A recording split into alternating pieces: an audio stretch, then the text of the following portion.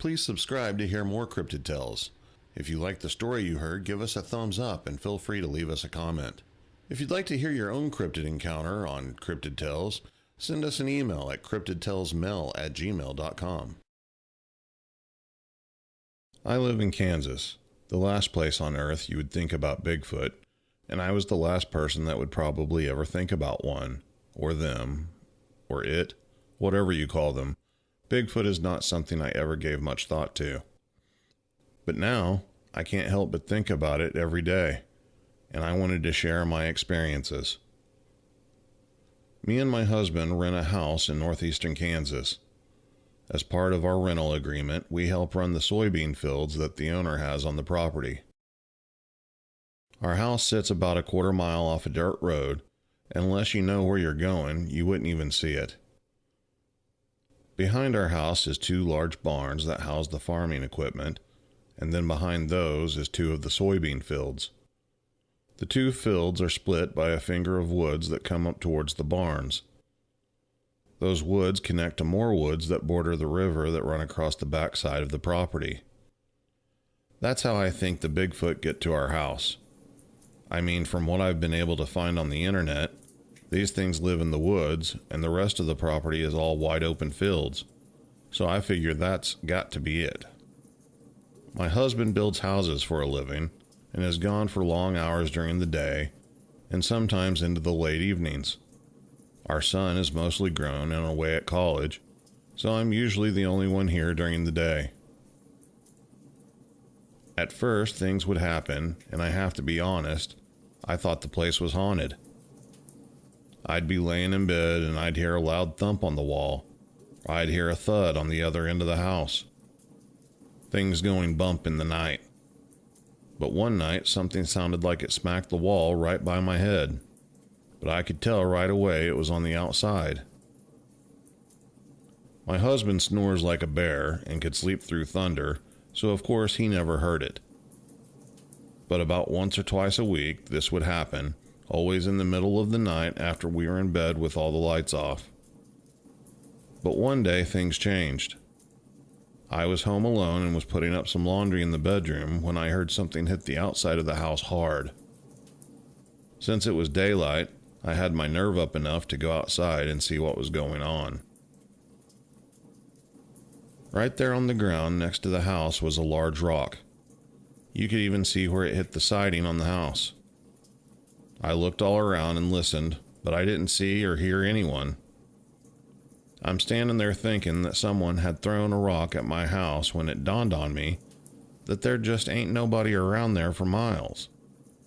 It's a 10-minute drive in either direction before you even see a house.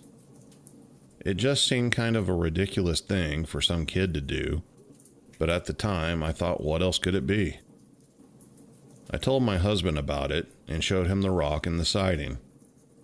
He reached the same conclusion, that it was just some kid having fun, so we pretty much dismissed it, even though it didn't explain the noises I'd hear in the middle of the night.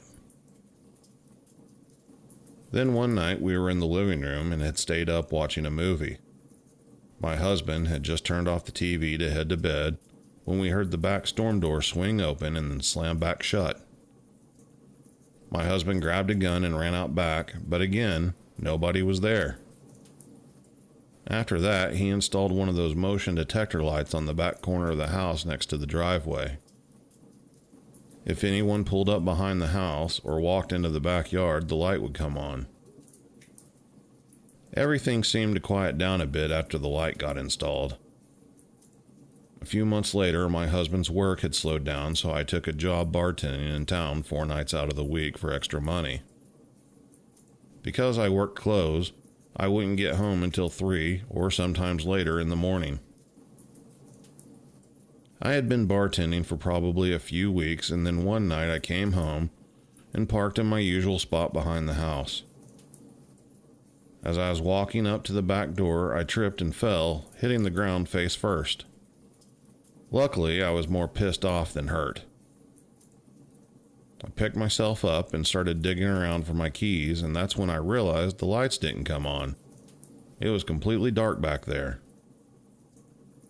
Needless to say, I gave my husband a good talking to about changing the light bulbs or whatever was wrong with the lights that caused them not to come on, and it resulted in me nearly breaking my neck. So the next day, he gets the ladder and goes to check the light. He yelled for me to come outside and have a look, so I did.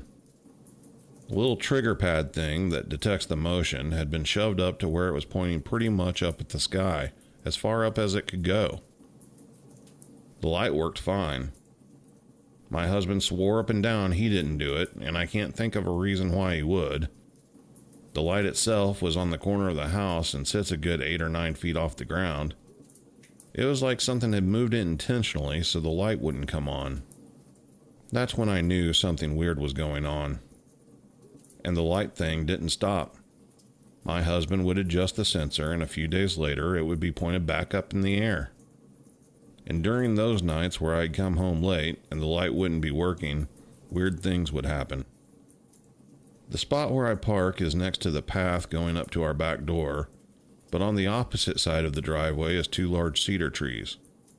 Well, they're more like big bushes, but we call them trees. Anyway, they are pretty big, probably about 10 foot tall, and side by side cover the entire length of my car. Anyway, one night I come home and it's pretty late, even for me. I notice the light doesn't come on, so I find my back door key before getting out of the car.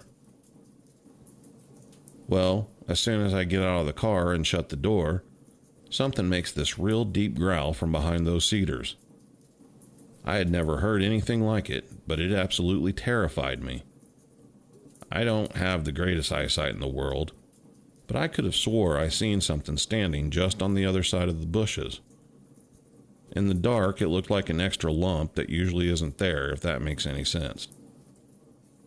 A few days later, I go outside one morning to take out the trash, and there's a huge limb off one of the cedars, and it's just laying on the top of my car.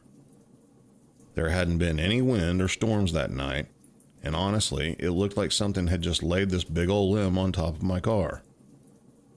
Then another morning I come out to my car to run to the store, and I find the passenger side door, the one by the cedars, standing wide open.